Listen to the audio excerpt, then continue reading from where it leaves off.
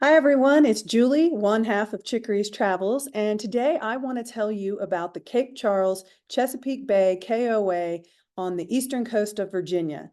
My husband and I went there with two of our adult sons, our daughter-in-law and our grandson, and everyone had a fabulous time. So great, in fact, we've already booked our next trip for the end of the summer. As you might imagine from the name, the best thing about this place is the location. It is right on the Chesapeake Bay, just a few miles north of the Chesapeake Bay Bridge. The water is just so nice and calm. I feel like it's a little bit warmer because it's more shallow, and it was just really wonderful. So I'm going to walk you through the resort, all it has to offer, and of course, tell you about the sites and even the cabins.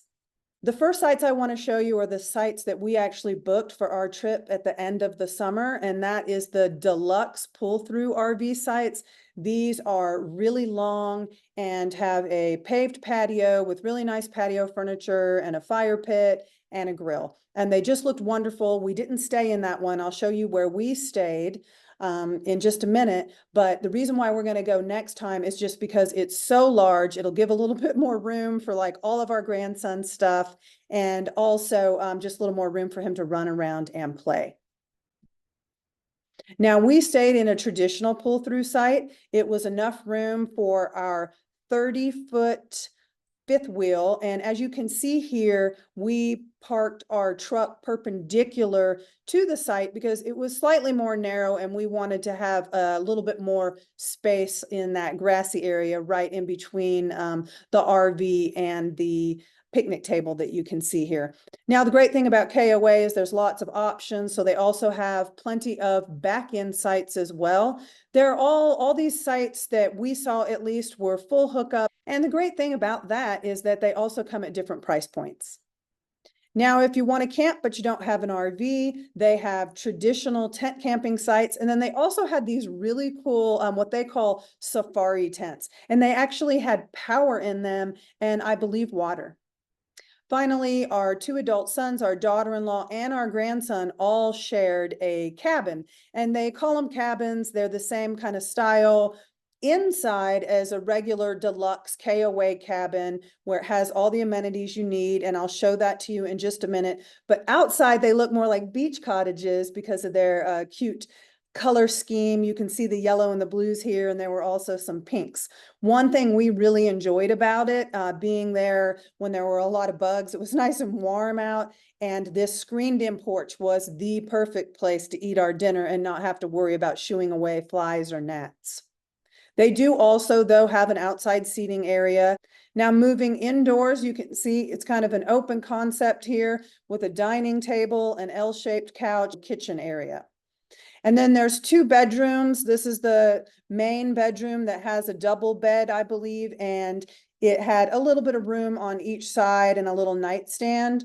Then there was a room that had a double bed on the bottom and a twin bed on the top. And finally, it had a full bathroom. And if none of those options suit you, there is also a hotel right at the front of the resort where you pull in, and they had traditional hotel style rooms. Now, again, as I said, the beach is really what you are going there for. It was absolutely fabulous. We actually never even left the campground resort area itself because we just spent the whole day at the beach. As you could see in my video, there were tents. They allowed you to have shade tents and canopies, and down at the far end, it's even pet friendly. So we were able to take our dogs down there. On the opposite side of where they allow you to have pets, the side that is closer to the RV sites and the cottages is a bar and restaurant. And then finally, they had a really big pool. You can see it's kind of split into two sections here. The far end is kind of like that zero entry that is really good for small kids. It doesn't have any shade except for these cabanas that you see here, and you did have to pay for those. So we actually chose to go after spending a day at the beach when the sun was down and it wasn't quite as hot. Finally, up front at the check-in, right in front of the hotel, they also have a arcade and they sell ice cream there. And then they also had a super large camp store. And as you can see from this map, it really is a quite large resort. So pretty much any type of accommodations you want. If you want a great beach vacation with really calm water for younger kids and just really family friendly, like I said, we had 3 generations there, and every single one of us were saying, okay, this has to be a tradition. We have to go every single year now. And I think we're going to go twice a year because, like I said, we've even booked for the end of the summer. So we definitely highly recommend it. We paid for our own way, so this is not endorsed by KOA. This is just our honest view of what we think of the Cape Charles Chesapeake Bay KOA.